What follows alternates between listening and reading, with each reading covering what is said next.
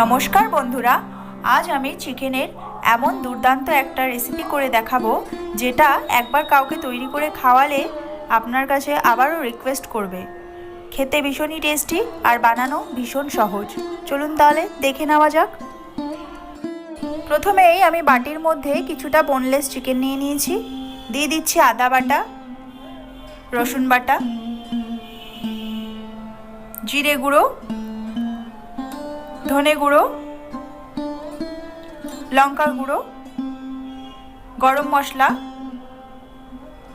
গোলমরিচ গুঁড়ো, ভিনিগার 1 চামচ। সবগুলোকে একটু মাখিয়ে নিচ্ছি।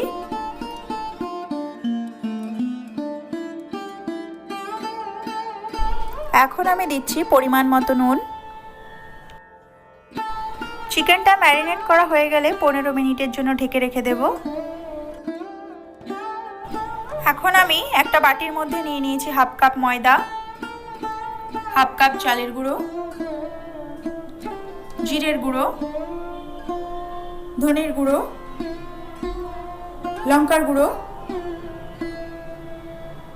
গোলমরিচ গুঁড়ো, গরম মশলা। এখন দিচ্ছি পরিমাণ মতো নুন। এখন আমি এখান থেকে কিছুটা ময়দা একটা প্লেটে তুলে রাখছি।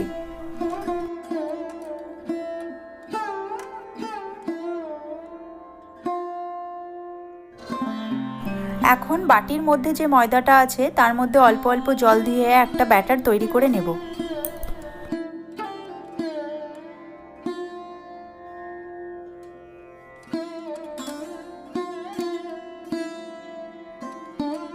ব্যাটারের ঘনত্বটা ঠিক এইরকম রাখবো।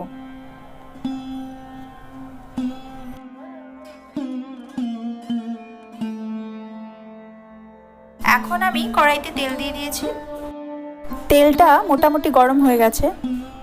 এখন যেটা করতে হবে, প্রথমে আমি এক টুকরো চিকেন ব্যাটারের মধ্যে চুবিয়ে নিয়েছি।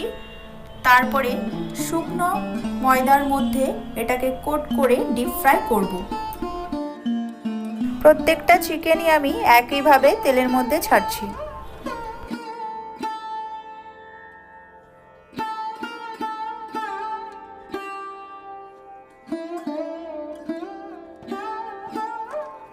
খুব বেশি চিকেন আমি এখানে দিইনি, অল্প করেই দিয়েছি।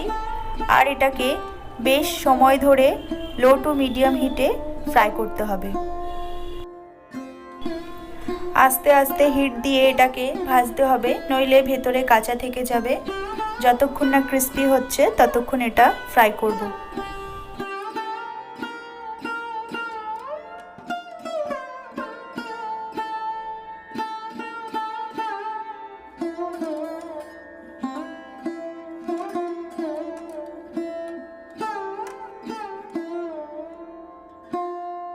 এই চিকেনগুলোকে ভাজতে আমার 4 থেকে 5 মিনিট সময় লেগে গেছে আর খুব সুন্দর ক্রিস্পিও হয়ে গেছে। এবার আমি একটা প্লেটে সবগুলোকে তুলে নিচ্ছি। ভিডিওটা ভালো লাগলে চ্যানেলটা সাবস্ক্রাইব করার অনুরোধ রইল। আমার আজকের ভিডিও এই পর্যন্তই। দেখা হচ্ছে নেক্সট ভিডিওতে।